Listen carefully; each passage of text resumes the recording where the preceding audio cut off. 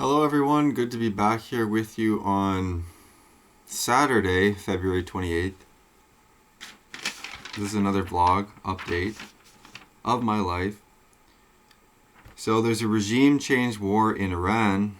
I know it's not really specifically about my life, but I keeping up to date. And there was a bombing in Iran, and I watched the coverage from Nick Fuentes on that, and he outlined it really well that it's going to be a regime change uh, operation, and effectively it's for Israel, and it's for the purpose of Israel gaining power and defeating their enemies in the Middle East. And effectively, it will be to create a new superpower, which will be Israel, in the Middle East. That's the goal, at least, and they will be unopposed so they can expand their territory into greater Israel.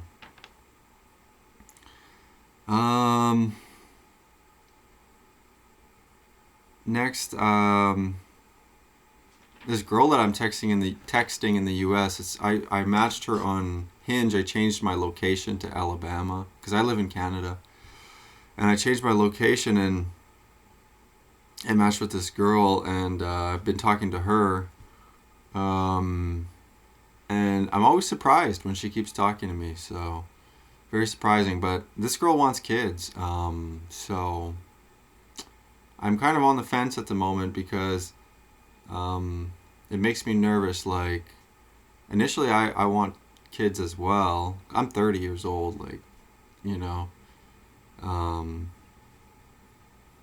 Yeah, I kind of want kids and a family, and well, I do, but I guess the on the fence part, I think about it like spiritually, like, should I be doing that? Like, and I'm not really sure. I keep praying and asking for an answer and trying to figure out what I should do. And it's tough because I have some pretty significant health issues. Although I am slowly getting better, it would be very hard for me to relocate, even though I honestly would like to, because Canada is such a deteriorating country, getting worse all the time, socially and so forth. I mean, compared to other countries, obviously we're much wealthier, but the country is definitely getting worse compared to how it was, just 10 years ago, 15 years ago, 20 years ago. But it's like that in most Western countries. But yeah, it's still a lot to think about. So yeah, very tricky one. But this girl, she seems, quite good because I talked to her about the Bible and about Christianity, and she seems pretty on board with that, and which that's a good sign. Like, I have to make that clear, because if you try and talk about those things with women up here, most of them will just ghost you and not talk to you. It's a huge percentage atheist, and they're almost like filled with a spirit of evil, you could say, or a demon, because they actively will get angry, it seems, if you try and bring up Christianity or anything like that. And they're like hyper focused on the aspects that they perceive as threats to their programming, which is like extreme left liberal. So they right away will talk about like women's rights and abortion and all this stuff, but these women are insane. They don't have kids. The percentage of women from like age 20 to 29, it's like, that don't have kids, like 90% in Canada. These women are nuts. Like, I'm not trying to be really mean or anything, but that's kind of the fact of the matter. And if you look at the happiest women, they're married with kids. That's statistical. Unmarried are not as happy, and no kids as well. And so these women are going to be going more and more insane as they get older, because they'll be trying to fill that maternal void and need. And this has been talked about. I think it's obvious. It feels weird to even be saying it, but it kind of seems like it needs to be said because it's a fact, and it's just going to keep getting worse and worse. And so you get more of this kind of like coping strategy stuff going on, but really you wouldn't need that as much, definitely for not at the level you'd need it in the percentage. All this therapy and all this other stuff, if these women would just have families and, you know, a stable family unit with a loving husband and children. But they forsake that, and they turn to career and travel and tattoos and drinking and stuff. But that is the culture, the poisoned culture that we've been growing up in. And it's really a tough one to break out of because, especially for women, but for most people too, this would include a lot of men.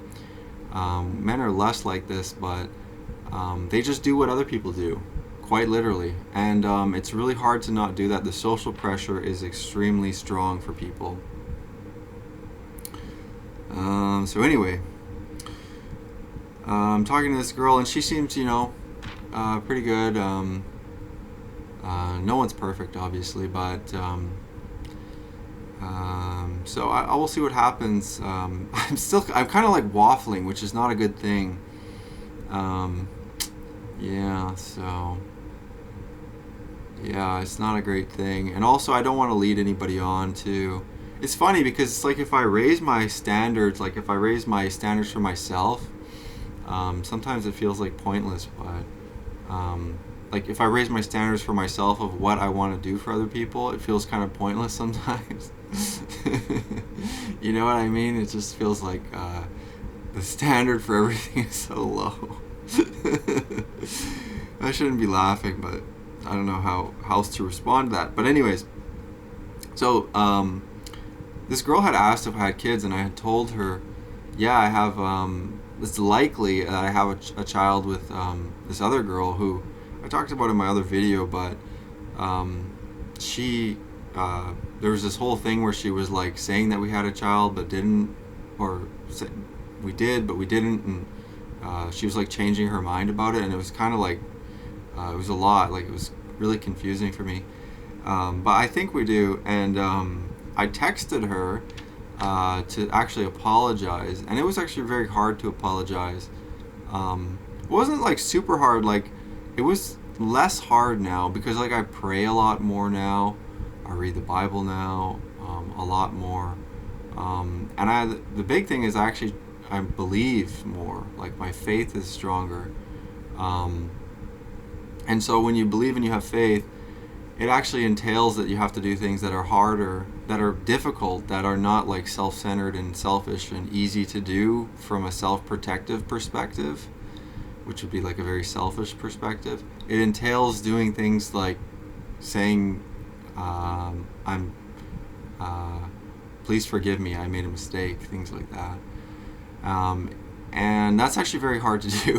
Like, you know what I mean? It actually is difficult, seriously. But anyways, I thought I'll send her a text, you know. And also, by the way, I haven't talked to her in like years, like 5 years or something. 4 or 5 years, I don't even know. But anyways, I sent her this text, which would be out of the blue for her, but it's just over Instagram DM. And her account's private, so I can't see any pictures, but her like profile picture is her and like a girl, so maybe that's my daughter, our daughter, I should say, hers too. But yeah, I mean, kind of a messed up situation, but what can you do? Like, you have to kind of like take the situation as it is, if you're trying to be mature about things, and do it the best you can do. That's kind of what you can do, I suppose. And you know, doing nothing is also doing something. Just by the way, if you don't do anything. So anyways, I sent her a text saying, you know, I'm sorry about the whole abortion situation, because I was telling her to get an abortion. Because at the time I wasn't practicing. I was a Christian, but I wasn't practicing at all, and I was living very sinfully. So Yeah, I'm not proud of that at all. But I said like can you uh, you know please forgive me and over that situation, and uh, I said God be with you both, and then she blocked me. So yeah, I was expecting as much. The thing is though, at least now I sent the message, and sometimes that's like all you can do. And I read somewhere online, I think, because I get these quotes, these like Christian quotes to my Twitter feed, Orthodox Christian specifically, and it said like God appreciates the effort. God appreciates effort, um, like good faith effort. So um, yeah, so it's always like it's always about God's plan, because we have our own plans and everything. I have my own plans, but our own plans are really selfish plans.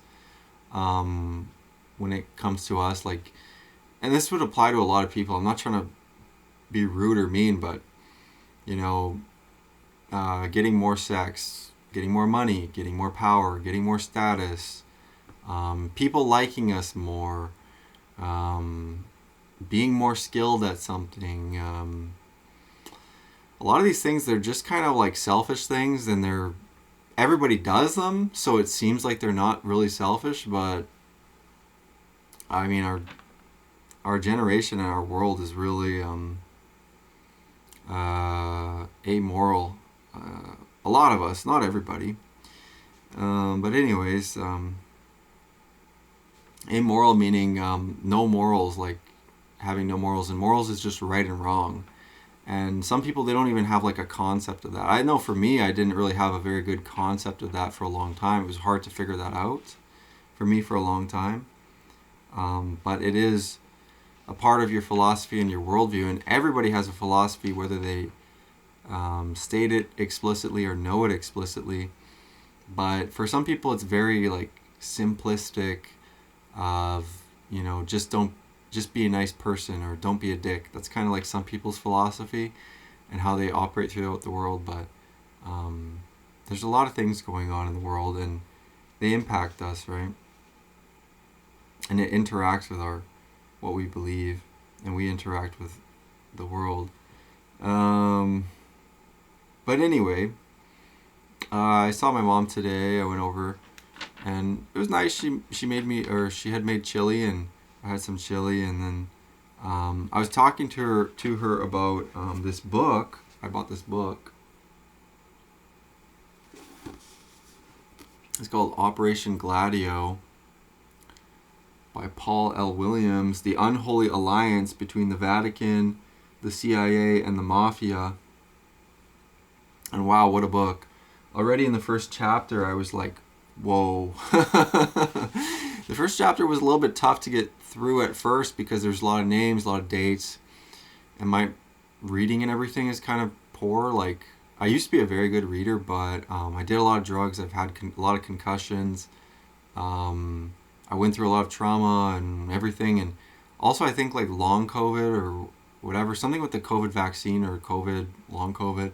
I've had terrible brain fog and all of this stuff going on, and honestly, I don't know. Like, a lot of that stuff can make you feel horrible and difficult to even just like do things, right? And and my attention's also screwed from too much, video games and short form content and all that stuff. So, but I was able to read the first chapter, and sometimes when I get into a book, I'm able to really enjoy it a little bit, like I used to. But holy cow, that was an incredible first chapter. It just spoiler alert. It talked about how the CIA is is getting their funds through the drug trade, and I think I might have heard about this before, but I didn't really know why. And so it comes from like Alan Dulles and some of these guys in the earlier versions of the CIA, before World War II and during and then after. they decided to make like a force that would stay behind in Italy called Operation Gladio. They call them their gladiators, and the gladio is just the sword that the gladiator uses. And they wanted to fund them, so they had some initial startup money, but they wanted to continue to fund them. And then Colonel Hellewater, who was also I think involved in these circles like the CIA, who was in China, he picked up a technique from the general, I think Chiang Kai-shek, I think, in China, of the Chinese army, that they funded things through the drug trade in China, opium.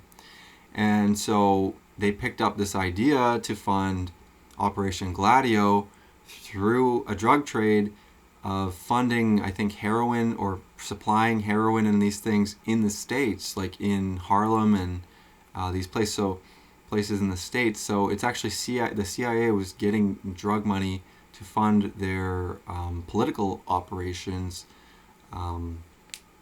shadow government, shadow operation, whatever you want to call it, through the drug trade. So I was like, whoa, you know, but that's just how it starts. So I'm interested to see how it continues, but it does continue into the Catholic Church. And so this is, you know, any Catholic would be angry at this perhaps, but the thing I've kind of figured out or noticed is that you're either ignorant of these things or you're coping, like you just kind of just say it's, you know, doesn't matter, don't care, something like this. Or you'll just try and flood it out with, you know, thinking about something else. I've seen Catholics that do this. And I was a Catholic. I was raised Roman Catholic, but my mom still goes to the Catholic Church, Roman Catholic Church, and I was just telling her about all this stuff, telling her about Nostra Aetate, telling her about, which says that Muslims, Christians, and Jews all worship the same God, but obviously that's not true because Jesus is the way, the truth, and the life. But Jews reject Jesus and they say he's a heretic, but they say worse things about him in the Talmud. They blaspheme him and Mother Mary. And then Muslims say that Allah has no sons. They do hold Jesus as a prophet or something, so there is some veneration there, but they don't consider him to be God. And Jesus tells us, I am the way, the truth, and the life. No one comes to the Father through me. So you actually, it's a requirement to get to God or to commune with God is to be in communion with Jesus as well, because he is God. He's one of the Holy Trinity. And there's a mutual indwelling of love between Jesus, God the Father Almighty, and the Holy Spirit. And so we want to be a part of that, and that's the divine connection, and that's sort of like an ordering throughout life as well, and gives us guidance, and you actually feel it in your heart as well.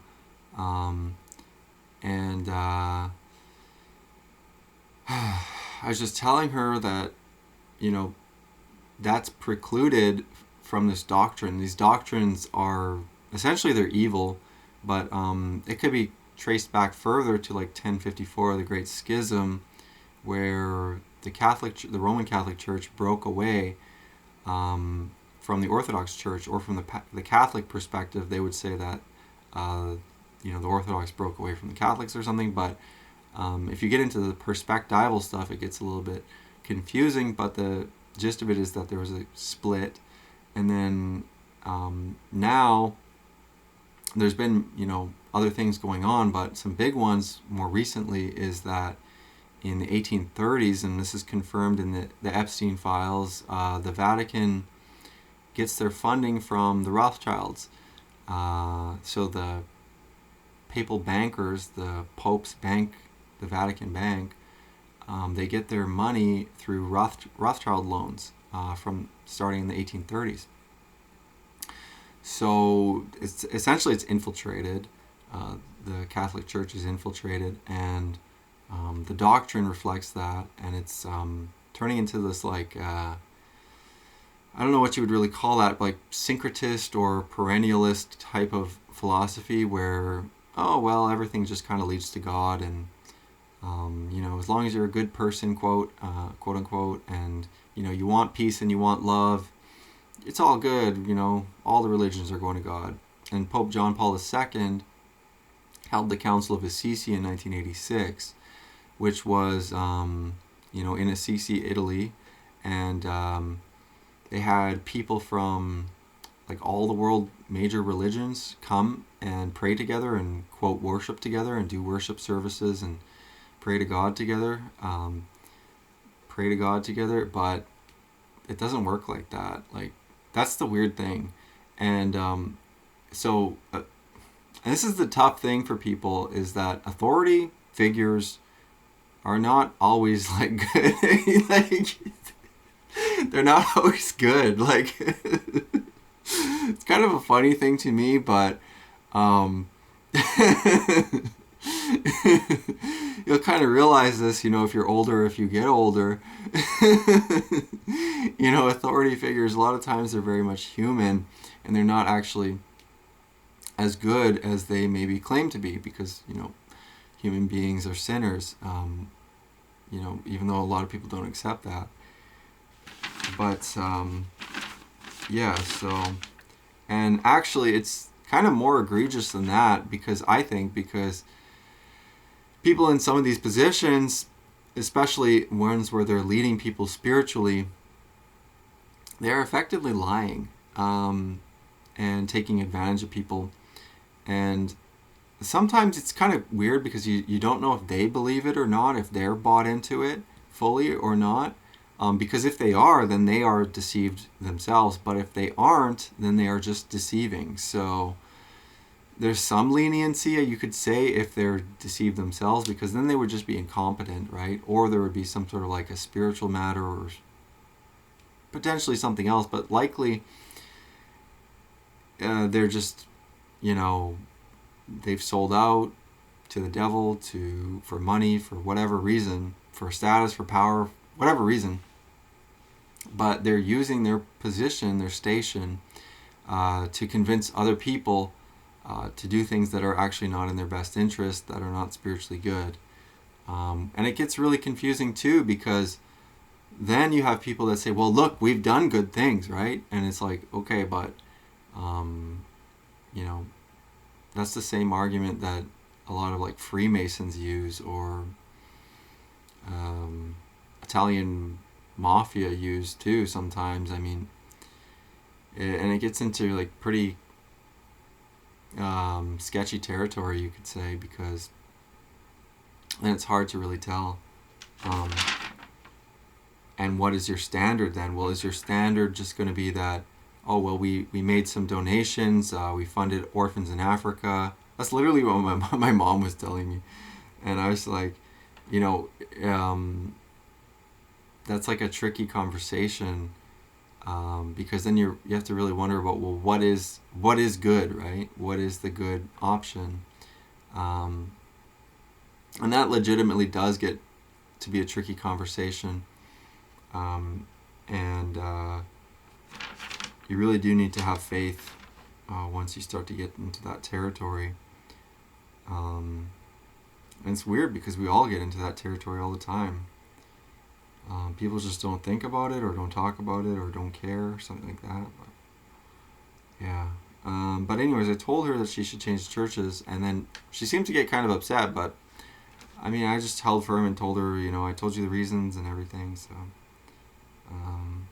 And the reason I tell her is because, like, this is important stuff, I guess people really don't like that, but,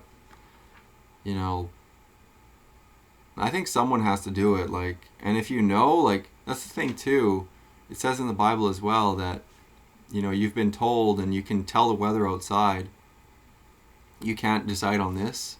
You're talking about, you use your abilities to, like, discern weather patterns. Jesus said this. He said, you use your ability to discern weather patterns, but you pretend like you can't decide on these matters, so he's just kind of trying to say, like, you've been told. And there's other parts too, where it says, like, this is the path of destruction, the path of life. You can make up your mind, but you've been told now, so you have that.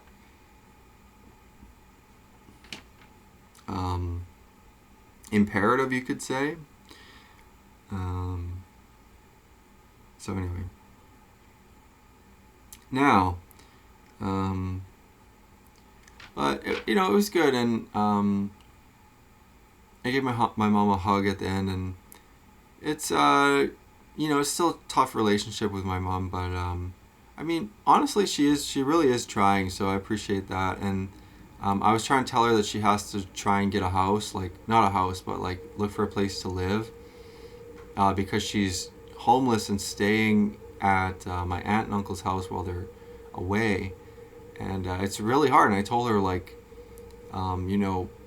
you have to do this. You're not really like putting in the effort to do this, because I gave her the number to call for, like, homeless seniors or something, like housing help, because we have some services like that. I know they're probably not very good, but she needs to kind of try and figure something out, because she's not going to be there for that much longer, maybe 2 more months.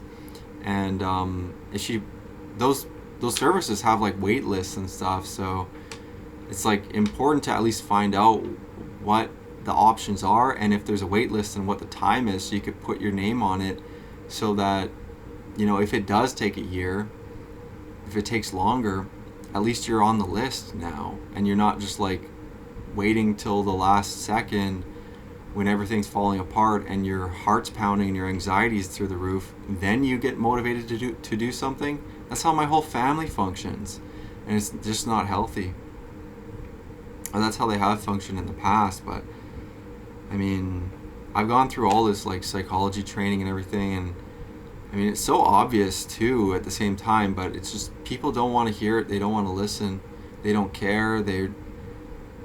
It's not that they really don't care. I think people do care. It's just they're more like comfort driven. People are way more comfort driven, and that's kind of going to be our demise, because being really driven by comfort is not really a good thing. And also, not being able to do anything that's like kind of hard, that's also not a good thing, because you don't grow at all. Like, you're just in the pattern that you've been in.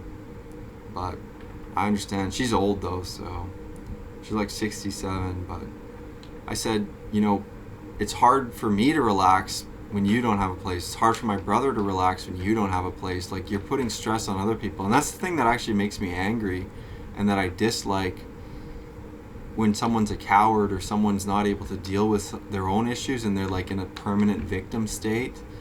I actually really appreciate when people are trying. I really appreciate when people actually try, and I think that really matters, because if people like just don't try, and they're like continually doing things that kind of like harm themselves, well, they're also kind of harming other people too, by association, by relation, by being in the same family, and these types of things. It's like it puts shame on the family, it puts stress on the family, but no one gives a fuck. Excuse my language. No one cares. It's weird, because no one will bring it up and talk about it, and they're all trying to do a project with their eyes closed. It's like they're trying to work on something with their eyes closed, and they're just hammering nails, trying to build a house in like random spots with wood. And it's just like, you have to look at the problem, but it's hard for people to do that. There's some sort of blindness, especially among old people. They're insane. Like, these old people are nuts, and I'm not trying to be mean about that or anything, but legitimately, it's like the country's falling apart, getting swarmed with immigration. And you get guys, especially like some men, they try and act tough, older guys too, but they cower in the face of gynocracy and Jewish power. They won't even talk about it. They won't even say anything. They're incapable of saying anything, because they know that's the real boss.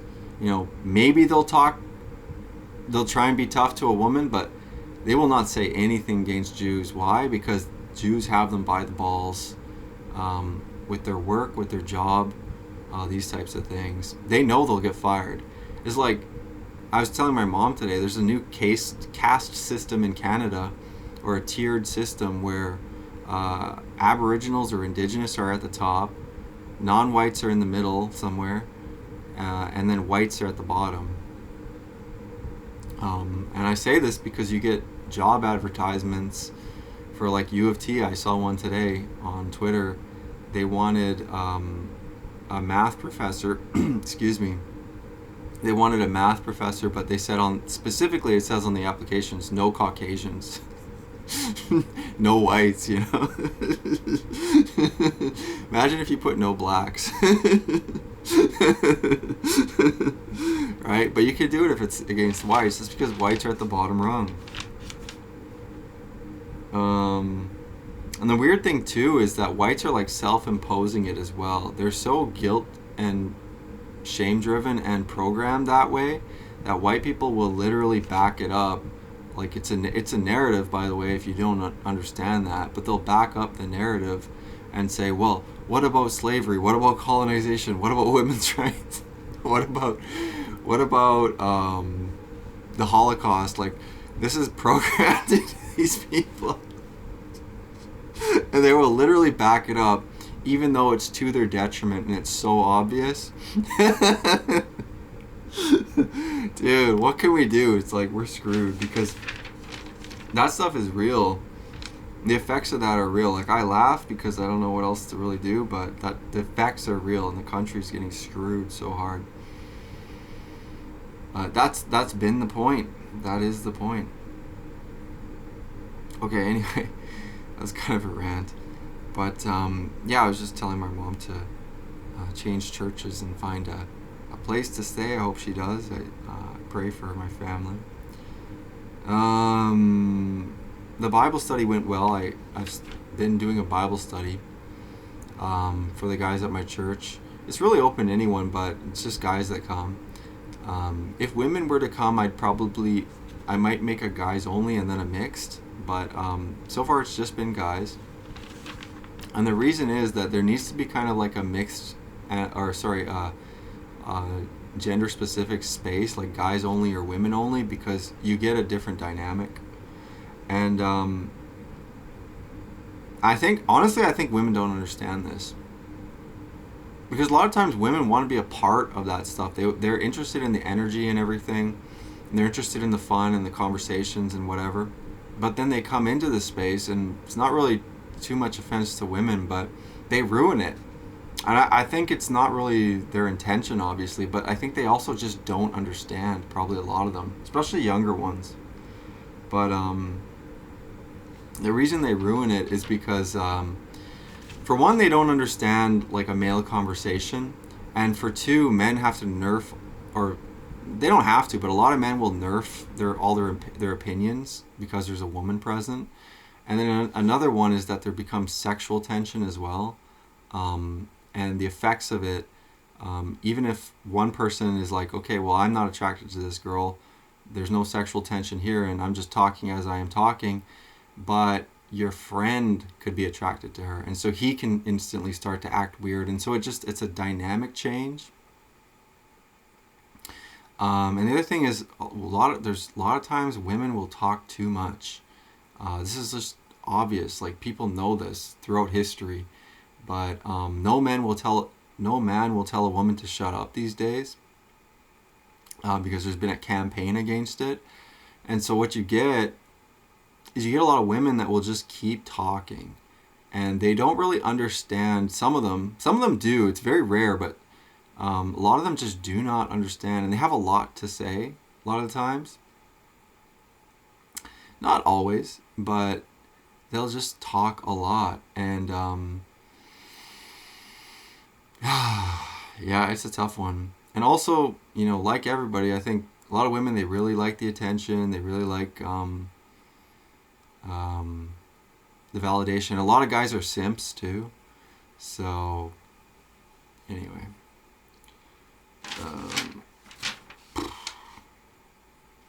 it's a tough one. I'm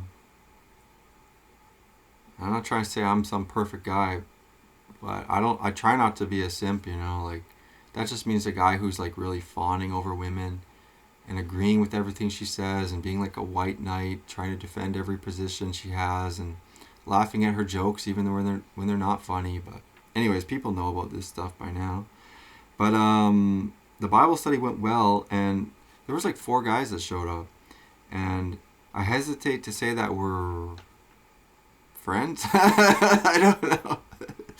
It was like it came up in the Wisdom of Sirach. We're reading that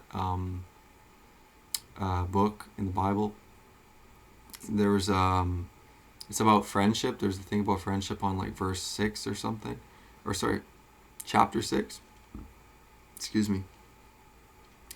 And the guys were really intense into that subject. I think because everybody's starved for friendship and in community. We're all just like frying from the isolation and the technology. It's like killing everybody, killing our soul, killing our spirit. And it's also just not natural. It's not normal. People used to hang out. People today don't even understand what that means. But if you don't schedule in time, if you don't like schedule social interaction and you go out into the world, it's like it doesn't really happen for most people. And or for a lot of people. And so like before, people just used to go to each other's houses and hang out. You know what I mean? Like it used to be more of a social milieu, or however you want to say it, where people would just hang out, and it was kind of normal to do so. And now it's like everybody's super intense and on the internet all the time, and a lot of people are just socially retarded, and it's like rampant increase in mental illness and all these things. But a lot of it is quite literally due to social deprivation, like social a lack of social connection, like social deprivation or something. And yeah, it's not a good thing. But I wonder how it'll go, because these guys were, some of them, and there's some younger guys, right? And so some of them were getting kind of like intense. They were like sort of like jumping really quickly ahead of like, we were talking about this friends thing, and then they were like, some of the guys kind of like moved into planning really quickly, and they're talking about like, oh, it's so great, oh yeah, we can just hang out, oh, it's so great to just hang out and do stuff, and oh, you can just go to a community center and shoot hoops, and we should do that sometime. And I've heard this so many times. Like I've heard the we should hang out thing a lot. I think a lot of people are familiar with this, but there's kind of like an energy that happens in certain moments when a certain topic gets brought up, and it freaking dies. That energy dies, okay? It actually takes someone to organize, to plan, to continue that energy, to reach out, to try and do something. And the thing is that people's state, the way they're feeling, it can really change, and then their motivations and their goals. So, I'm open to that stuff. I'm just not going to put all my stock into it, because this has happened to me so many times. And partly I think it's kind of a Canadian culture thing. And with these guys, I think they're more genuine, but some people, they're super fake, where they're just like, they talk loudly and they say like, oh yeah, we should do that sometime. Yeah, we could catch a hockey game, or oh yeah, just let me know. Oh yeah, we'll go on a hike sometime. Oh yeah, sounds good. Okay, all right. Oh yeah, sounds good. Yeah. Like I can't really emulate it perfectly, but that's very much the Canadian type of like loud talking. It's kind of annoying, and the thing that annoys me the most is just the fakeness, because follow through is really what's necessary, and you don't really need all of that. Like it kind of gets performative too. You just need like it could be pretty basic, and just like, do you want to hang out on Sunday, or sorry, do you want to hang out on Saturday, or yeah, come over to my place in the afternoon. It could be very simple like that, but like I said, people are kind of socially retarded now. So anyways, I'm not trying to be mean about that, but I'm just a little bit hesitant about the whole friends thing. I want friends, right? And I pray for community, and I pray for these things, but I just want to be measured. And so what my answer is, and my idea is actually just consistency.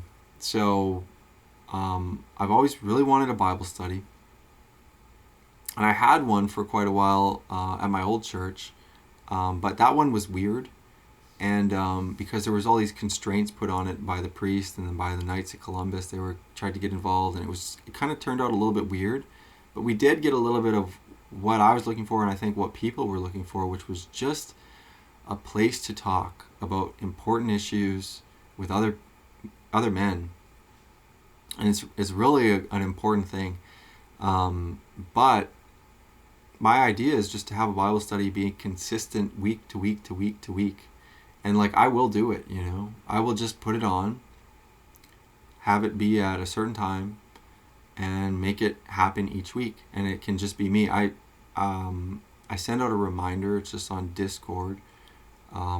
There's like a server for the people at the church, somebody made, and I say like, the Bible, or Orthodox Christian Bible study at 8 p.m. for 1 hour. Drop in. Everybody is welcome. And it's sometimes just me. Like I just sit in there for 40 minutes and one person came. But this time it was like 4 people. So that's kind of how things go. And it's a tricky situation because when you think about groups and all this stuff, it can get really tricky if you start to think about the different things involved, and if you start to plan, and well, what if it gets to this size, and what if this happens, and what if that happens. But my thinking is that keep it consistent, and then just keep it to a goal, which is a good goal, which is to study the Bible and discuss with other people.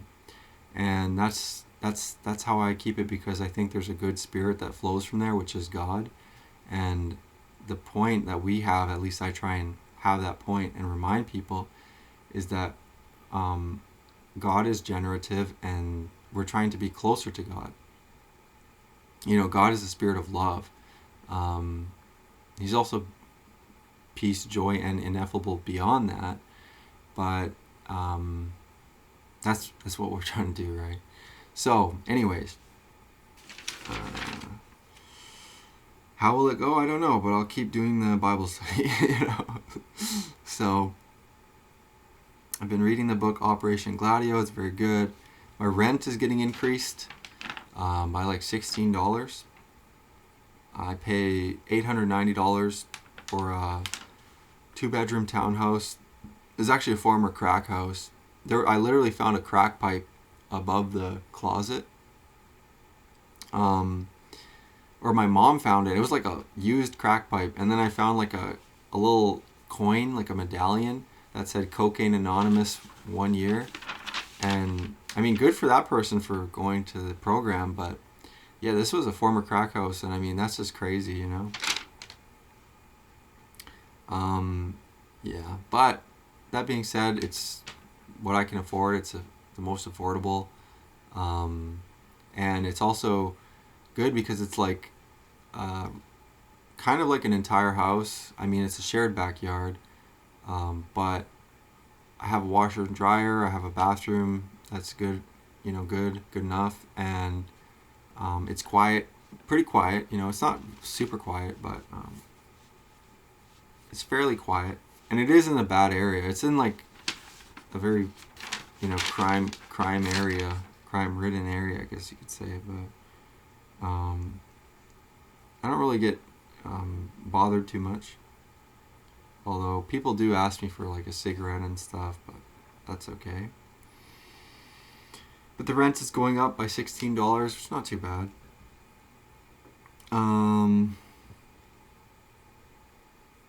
Yeah, today I felt kind of good somehow. I felt actually pretty bad in the morning, but I feel bad most days. Like I just don't kind of just don't feel good.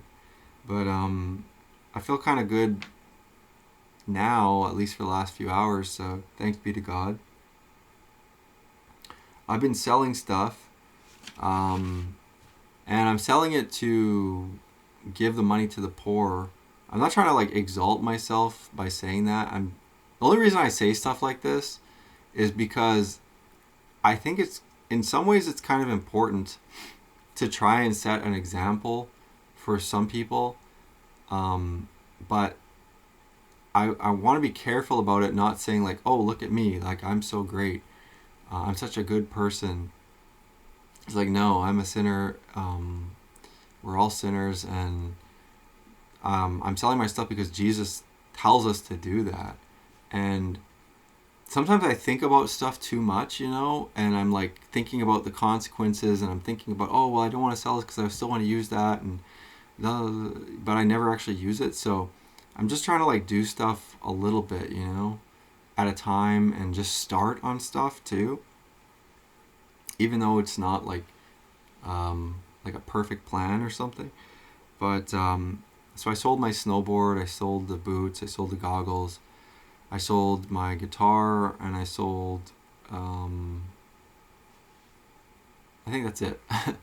But not gonna say how much money, but I'm gonna try and give it as alms. It's also Lent, so that's, I guess, another good timing. But that's what Jesus tells us to do, and I think that's really hard for a lot of people because we're so greedy. People are so greedy, seriously. I'm not really trying to be mean when I say that, but like myself too, it's like I think about money way too much. I'm always concerned about money. I'm always concerned about making more money, and how much money am I going to have in the future, and am I going to be look broke, and it's weird, I've been poor my entire life. Like, I grew up poor, like super poor comparatively, like in my country. I didn't grow up African poor, but I grew up on welfare. My mom worked like jobs where she would literally come home with like $20 after having worked for like 5 hours. It was crazy. She used to work for like a rip-off old guy cleaning his house all the time. And she still does sometimes. It makes me mad, honestly, that she does that and gets ripped off and like lets that guy rip her off. But it's frustrating, but I don't know what I could really do about it. But I told her, like, you should be getting paid fairly. He's paying you like $4 an hour. And she just like nervous giggles and keeps doing it. It's like, that's so frustrating. But anyways, yeah, no, that's what Jesus tells us to do. And yeah, I mean, a lot of people have an attitude that they're what is it, like temporarily embarrassed millionaires or something. Where a lot of people are like acting like they have a lot more money, or will have a lot more money, and that it's just right now that they don't have much money.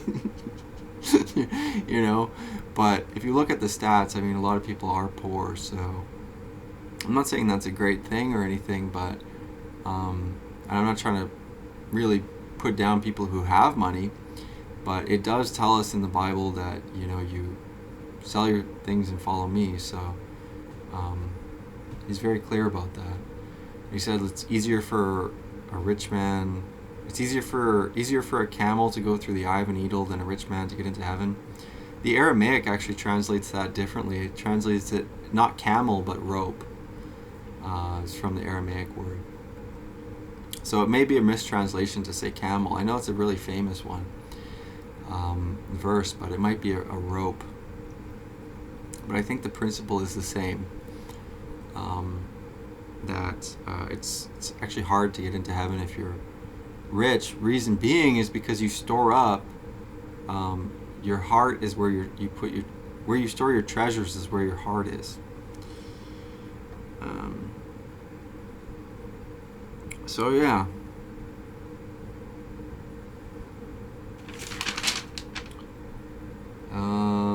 I guess the last thing I'll talk about is I was thinking about this morning, is the instability and / inconsistency that I feel. This is something I really dislike, so I have to bring it up. But this has been like kind of a theme throughout my life, and it's related just to having like a high emotional lability It's kind of a technical term, but it just means that your emotions can kind of like go up and down. You can kind of like, feel nothing and then feel really high, or not like high as a mania, but you can feel like really motivated at one point, and then you can just kind of like, I don't want to do anything, and things can be a really great idea at one point, and then the other time they can be like, oh, I don't even care, I'm not going to finish it, I'm not going to be good anyway. But it's kind of related to instability and inconsistency. It's also related to kind of like my health, which my health is not that great. It kind of fluctuates a lot and is generally sort of low, but I still try and power through anyway. There is, you can actually make progress. It's just hard. Harder maybe. And also I just don't really feel good about things. Even when I do stuff that might be, kind of impressive, I guess, or I perhaps should feel good, sometimes I don't even feel like anything. But yeah, so for tasks, it's like you move from, or anything you want to pick up or do, you move from no knowledge to, being a beginner or a novice, to being an intermediate, to being proficient, to being an expert, being advanced to being an expert, something like that. And for me, it's like a lot of things, I kind of bounce around in the novice level. Sometimes I get close to intermediate, sometimes I get into intermediate, then I kind of give up, or let it go, or stop caring, and I bounce kind of back to novice and whatever. And then it just switches to another thing. And I've done this with a lot of different skills, hobbies, and whatever. So for me, that's kind of like a pattern, but I've done this with guitar, piano, singing, learning languages like Japanese, Russian, Spanish, and other ones, Brazilian Jiu-Jitsu, computer programming, wood carving, even psychology to a degree, which actually I have a psychology degree, but it's like I get really motivated, sort of, and then I kind of like, get kind of disillusioned. But the things that I've actually stuck with in my life has been skateboarding. I don't do that anymore, but I did do that for a long time. And yoga, which also I stopped now for kind of religious reasons. But with both of these things, I had a kind of a community involved. So I had friends, and it was kind of something I liked to do because there was kind of a community aspect. Although with yoga I didn't really have as much of a community, but I did talk to people like the instructors, and I kind of liked seeing them. And they were all very nice, and they were very like enthusiastic too. But I got really good at yoga. Although it's a weird one to say you're good at yoga, because you're not really supposed to get quote good at it. But I was really in shape. I was quite flexible. And I could do like more advanced poses for sure. I think Dragonfly was like one of the ones I did, but and it's up on the wall at the yoga studio actually. They took a picture of me. But skateboarding, I did that for a long time, from my teenage years to even like up to like a year ago or maybe 2 years ago. But I really liked skateboarding for a long time, and with friends and stuff. And I still enjoy watching skateboard videos and stuff like that, but that was a lot of fun. But I got fairly good. I was never very good at skateboarding. The most I did was like a 4-set ollie, which actually doesn't sound very impressive. But I did like a lot of flat ground. I did like some rail stuff, but a lot of it was like skating with friends. I never really did vert or bowls or anything, but like it's more like street skating and going to skate park. Also, I like writing. I've kind of stuck with that, although I just do journaling mostly. But the gym, I've mostly stuck with that. I still go. Running, I liked doing at different times, but injuries kind of stopped me. But the inconsistency I feel with these things, it comes when I feel sick. Like, I feel like sometimes woozy, like I'm gonna fall down or pass out. My head hurts, my stomach aches, my body's in pain. And I also feel like a huge pressure, like I have to reach an expert level at some of these things, or else I'm a failure or a loser and no one's gonna like me, or it's not gonna be important. So it's just kind of a self-imposed pressure. But yeah. Anyway, that's all. Here's the cat.